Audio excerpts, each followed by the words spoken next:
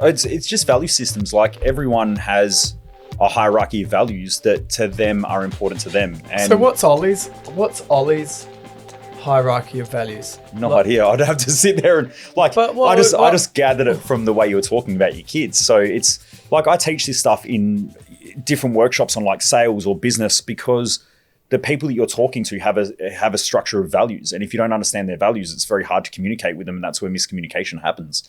For someone like me, if you know, like I have a high value on teaching and learning, or it's my highest value. And then my second highest value is connecting with people who are people that I love to learn from or people that I can help or teach. Now, I find it extremely boring to just hang out with people and talk about just generic shit because my hierarchy of values dictates if I'm not learning from them or I don't get to help them, that I just blank out. It's almost like I get bored. And we all have those people that we get bored around, but that's because our values dictate that. And I teach people in my events, like I did a seminar only recently or like an online event, and it was about guilt.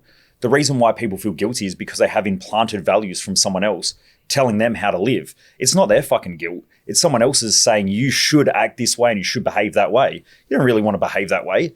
It's just that you've been told from someone else, so you take on their value structure.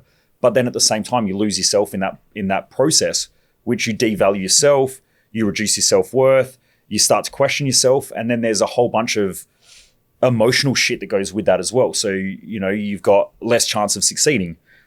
A person's wealth is directly tied to their value system, so their earning potential drops.